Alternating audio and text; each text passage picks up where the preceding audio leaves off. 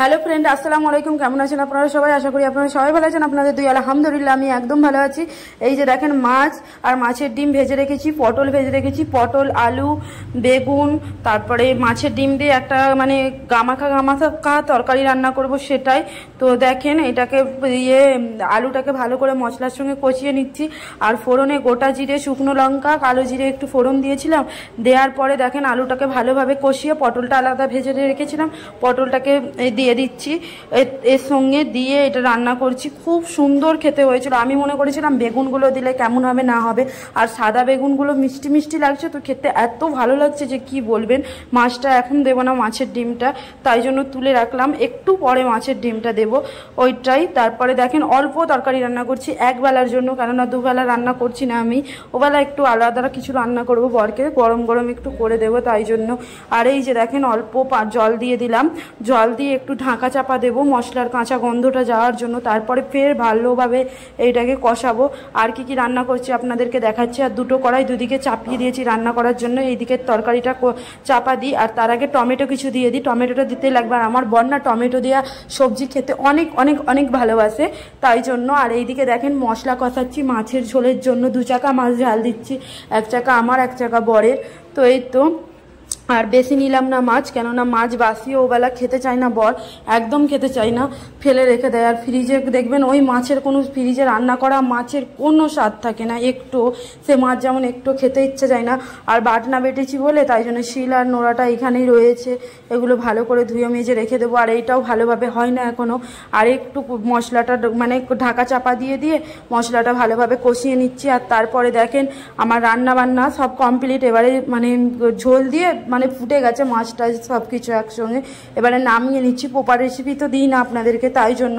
আর আজ থেকে গরমটা যেমন অনেকটা অত্যাধিক বেড়ে গেছে, ওই জন্য আরোই কষ্ট হচ্ছে, তাই না বলেন, গ্যাসের কাছে রান্না করতে আমার।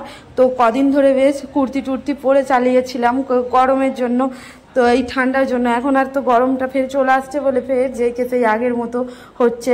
আর এইদিকে রান্নার পরে রান্নার কড়াই আরে ঢেলে দিলাম। আমি রান্না তরকারি রেখে দিই না, আমি সব ঢেলে ঢেলে রাখি, কেননা কড়াই টড়াই ঢালে রাখতে ভালো লাগে না।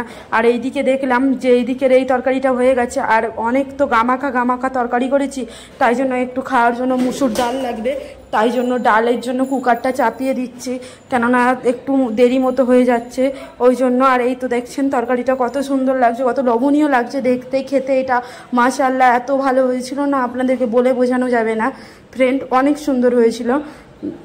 আমি প্রথমে ভেবেছিলাম যে বেগুনটা দিলে কেমন হবে না হবে, তারপরে দেখলাম মাশাআল্লাহ অনেক ভালো লাগছিল খেতে। তারপরে দেখলে একটু ভাজা জিরের গুঁড়ো উপরে ছড়িয়ে দিয়ে এটা একটু ঢাকা চাপা দিয়ে রেখে দিলাম।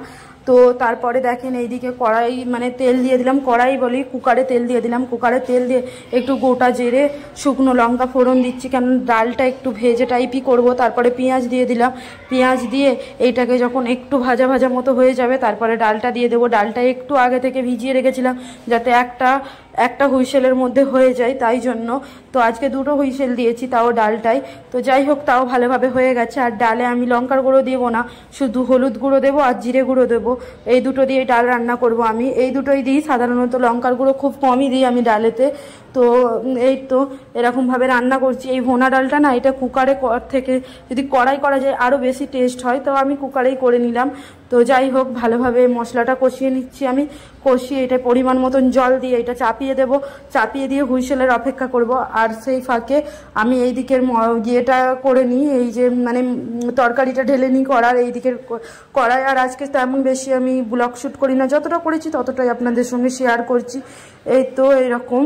তো দেখেন কড়াই দিয়ে তরকারিটা ঢেলে নিচ্ছি, আর একটু ওর ঝোল নেই, দেখছেন পুরোই গামাখা করেছি তরকারিটা। অনেক অনেক অনেক অনেক স্বাদ হয়েছিল খেতে। আমার বর এখন মাশাআল্লাহ সবজি খুব ভালো খাচ্ছে। এই তো দেখেন তরকারির ফাইনাল লুকও আপনাদের সঙ্গে শেয়ার করা হয় না। আর এই টোকাটা অনেক পড়ে গেছে, তাই জন্য এটা ধুয়ে নিচ্ছি, প্লেটটা ধুয়ে এবারে ঢাকা চাপা দেবো এইটাই। আর একদমই হালকা মশলা দিয়ে তরকারি খাওয়ার চেষ্টা করছি। যা গরম পড়েছে বাপরে বাপ, একদিনে প্রচুর গরম লেগে গেছে আমার, কেননা পর কদিন তো বৃষ্টি হচ্ছিল, তখন এতটা গরম ছিল না। আর হঠাৎ করতেই এখন কাঠফাটা রোদ্দুর বেরিয়ে গেছে না, অনেকটা গরম চলে আসছে। তো এই তো এটাই কুকারের অপেক্ষা করছি কখন হুইসেল পড়বে না পড়বে। তো এই যে একটা হুইসেল পড়ে গেল, দুটো হুইসেল দেবো, দুটো হুইসেলে মাশাআল্লাহ আমার হয়ে যায়। কুকারটা খুব ভালো, সিরিয়াসলি বলছি কুকারটা খুবই ভালো। কুকারটাও নামি দামি কোম্পানির নয় হতে পারে, কিন্তু কুকারটা ভালো। আমি যে এই দোকান থেকে যে কুকারটা কিনেছিলাম না, এই দোকান থেকে বেশিরভাগ আমার না বাসন কাসন কেনা, এই দোকানের বাসন কুসন খুব ভালো।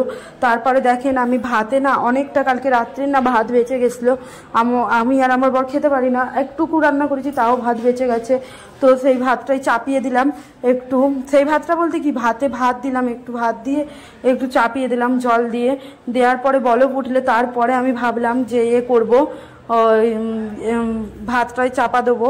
এই কি উল্টো পাল্টা বলছি আমি, মাথায় আসছে না, ওই কি বলে ভাতের ফ্যান ঝরাবো এটাই। তারপরে দেখেন তরকারির ফাইনাল লুক দেখিয়ে দিলাম, মাছের ঝোলের, তারপরে এইদিকে একটা সবজি, তারপরে এইদিকে ডালের, সব কিছু সবজি দেখিয়ে দেওয়ার পরে তারপরে দেখাচ্ছি আপনাদেরকে কিচেন টিচেন সব সাফ পরিষ্কার করেছি। আর ঘরটাও মানে পানি ফানি করে মুছেছি, তারপরে বিকালবেলা আর একবার মুছবো। তো এই তো বিকালবেলা দেখেন মাগরিবের নামাজ পড়ে আর আমি তুলি না, একটু আজকে পড়ছিলাম সূরা ইয়াসিন, সূরা রহমান, এইগুলো ঘরে মানে পড়ার চেষ্টা করছিলাম। প্রত্যেক দিনই পড়ি আমি, এদেরকে বাচ্চাদেরকে পড়াতে পড়াতে নিজেও পড়ি আমি, প্রত্যেক দিন আমি পড়ি, প্রত্যেক দিন আসরের থেকে মাগরিবের টাইম পর্যন্ত আমি এদেরকে পড়াই আর নিজে পড়ি, এরকম করে করে, যাতে আমার মানে ঘরে কি বলবো ফেরেস্তা আসে নাকি, এই টাইমটাই ফেরেস্তা ভীষণ আসে আসরের নামাজের থেকে মাগরিবের আগে পর্যন্ত। আপনারাও পড়বেন, পড়ার চেষ্টা করবেন। অনেকে আমাকে অনেক খেস্তা করছে, অনেক উল্টোপাল্টা বলছে, আল্লাহ যেমন আমার সহ্য ক্ষমতা দেয় আপনারাও আমার জন্য দোয়া করবেন যেমন আল্লাহ আমার সহ্য ক্ষমতা দেয়। তবে একটা কথা বলে দিচ্ছি, আমার বরের নিয়ে যদি কিছু আসে আমি কিন্তু সহ্য করবো না, আমি উল্টো পাল্টা বলে দেবো, তোমরা প্রস্তুত থাকবে। তো এই তো বাচ্চাগুলো সব পড়ছে ওরা, তো ওরাই ক্যামেরা আমার সেট করে দিল যে ম্যাম আমরা ক্যামেরা সেট করবো, আমি বলে হ্যাঁ করে দে, ওদেরও এবারে ছুটি দিয়ে দেবো। আর দাগ দিয়ে রাখলাম কতটা পড়া হলো না হলো, আর পড়া সব নামাজ পড়া আরে সব কমপ্লিট বলে তাই জন্য নামাজের বাটিটা তুলে রেখে দিচ্ছি। আর এক গাদা কালতে মানে এত কাপড় চোপড় জমেছিল না কি বলবেন, সব কাপড় চোপড় এক গাদা করে ধুয়ে দিয়েছি, সেগুলো সব আমাকে তুলতে হবে। এই যে দেখেন কাপড় চোপড়গুলো কি হারে মেলা রয়েছে। তো যাই হোক, প্রত্যেক দিন এক গাদা করে কাপড় জমে, আর যাদের বর ডেলি যাতায়াত করে তাদের তো জমবেই, তাই না বলেন। ও আজকের জামা কালকে আর পরে যায় না, আর আমি পরে যেতেও দিই না, ধুয়ে দিই। তো তারপরে দেখেন এই যে জানলাগুলো দিয়ে করে নিচ্ছি। আর এখন আমার কাপড় শুকাতে আরও বেশি অসুবিধা হচ্ছে, বিছানার চাদরগুলো, কারণ এই জানলাই করে করে না শুকাতে অনেকই অসুবিধা হয় সত্যি।